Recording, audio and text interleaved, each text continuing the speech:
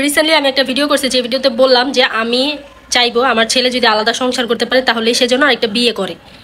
আমি এই কথাটা বলছিলাম। তো এটা নিয়ে অনেকেরই অনেক মন্তব্য যে বুড়া বয়সে তুই চাস ছেলে যেন আলাদা থাকে, পয়সা মরবি ঘরে, ছেলের বউ দেখতে আসবে না। একটা কথা বলি, কখনোই কোথাও কোনো জায়গায় লেখা নেই ছেলের বউ অথবা মেয়ের জামাই শ্বশুর শাশুড়িকে দেখতে বাধ্য। যদি দেখে সেটা নফল, ঠিক আছে। এখন অনেকে এসে বলবে যে শরীয়তের জ্ঞান দিতে আসছে। আপনারা সবাই এটা কম বেশি জানেন, কখনোই কোনো ছেলের বউ শ্বশুর শাশুড়িকে করার জন্য বাধ্য না। তবে যদি করে সেটার জন্য সে ফল পাবে। আমি আমার শ্বশুর শাশুড়িকে কখনোই অসম্মান করি না, তাদেরকে কখনো অসম্মান করিও নাই। তারা বলতে পারবে না তাদের সাথে আমি মুখে মুখে তর্ক করে বেয়াদবি করছি। যদিও কোনো কথা বলছি একেবারে কথার পরিপ্রেক্ষিতে স্বাভাবিকভাবে বলছি, খুব স্বাভাবিকভাবে, যে মা এইটা না ওইটা। আর আপনারা মানে বলতেছেন আসলে আমার তার ওইখান থেকে চলে আসা মানে তাকে আমার শূন্যতাটা বোঝানো, আমি তার জীবনে কী ছিলাম বা আমি তার মানে ওইখানে থাকা অবস্থায়, এটাই শুধু বোঝানোর জন্য, এর চেয়ে বেশি কোনো কিছু না। আমি এখানে চলে আসছি এর জন্য যে আমার শ্বশুর শাশুড়ির সাথে আমার সম্পর্ক থাকবে না এরকম কোনো কিছু না।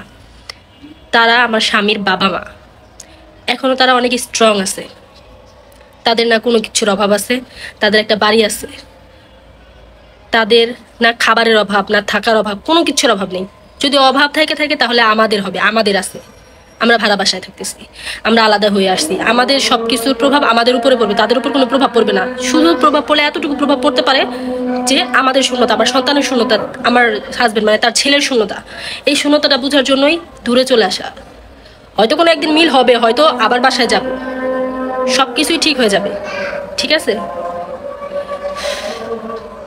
এখন আপনাদের অনেকের অনেক ধরনের মন্তব্য, তবে আমি কিন্তু কথাটা ভুল বলি নাই যে আমি আমার ছেলেকে বলবো যে তোর যদি সামর্থ্য থাকে আলাদা একটা সংসার করে তাহলেই তুই বিয়ে কর। কারণ একটা ছাদের নিচে থাকলে না অনেক ধরনের সমস্যা হয়, অনেক ধরনের কথা কাটাকাটি হয়, অনেক কিছুই হয়, তারপরে সেটা মেনটেন করে থাকতে হয়।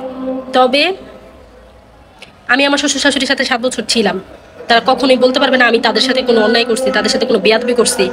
আমার সাথে আমার ননাসদের অনেক ভালো সম্পর্ক, বিশ্বাস করবেন কিনা যায় না, তাদের সাথে আমার বোনের মতো সম্পর্ক। আমার কোনো বড় বোন নেই। আমি আমার শ্বশুর বাড়িতে আমি তাদেরকে দিয়ে কখনো কোনো কষ্ট পাই, তারা আমাকে যথেষ্ট সাপোর্ট করছে আমার হয়ে। আমার শাশুড়ির সাথে, আমার শাশুড়ি যদি কোনো কারণে আমার 2টা কথা শুনাইছেও, আমার ননাসেরা সেটার বিরুদ্ধে যে বলছে যে তুমি এইভাবে কেন কথা বলো, আমার পক্ষ নিয়ে কথা বলছে। আমি কখনোই তাদেরকে ছোট করে কথা বলবো না, তারা সব সময় আমার কাছে সম্মানের। আমি তাদেরকে আগেও ভালোবাসতাম, এখনো ভালোবাসি। তবে হ্যাঁ, আর দূরত্বের আরেকটা কারণ আছে, সে কারণটা হচ্ছে গিয়ে আসলে আমরা যেহেতু জয়েন্ট ফ্যামিলিতে একসাথে থাকি, তো জয়েন্ট ফ্যামিলিতে থাকলে হয় কি একটার বেশি রুম কেউ ইউজ করতে পারে না। তো একটা বাসার মধ্যে 3-4টা রুম থাকলে ওইখানে জয়েন্ট ফ্যামিলিতে কিন্তু 91টি ফ্যামিলিতে প্রত্যেকেরই এক একটা সেপারেট রুম লাগে।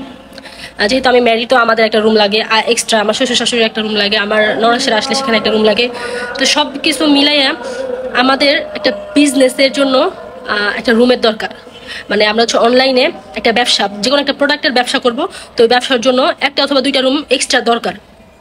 তো বাসায় একসাথে থাকার পরে ওই বিজনেস যে পারপাসটা ওইটার ভিতর যেতে পারবো না। তাছাড়া আরেকটা বিষয় হচ্ছে জয়েন্ট ফ্যামিলিতে থেকে সংসারের অনেক দায়িত্ব থাকে, অনেক কাজ থাকে, অনেক কিছুই থাকে। তো এত কিছুর মধ্যে একটা বিজনেস চালানো কিন্তু স্বাভাবিক বা মানে সহজ কোনো বিষয় না, ঠিক আছে। তো ব্যবসা যেহেতু করতে হবে বা করবো, চিন্তা ভাবনা করছি আমরা হাজব্যান্ড ওয়াইফ দুজনে মিলে। তো ওই জায়গা থেকেই আসলে চিন্তা ভাবনা করে বাসা থেকে চলে আসা। কারোর সাথে আমার কোনো ঝগড়া হয়নি, কোনো কিছুই হয়নি, খুব স্বাভাবিকভাবে একটা প্ল্যানিংয়ের মাধ্যমে আমরা এখান থেকে চলে আসছি। আর বিষয়টা হচ্ছে অবশ্যই আমি তাদের শূন্যতা অনুভব করি, তারাও আমার শূন্যতা অনুভব করে, এটাই স্বাভাবিক।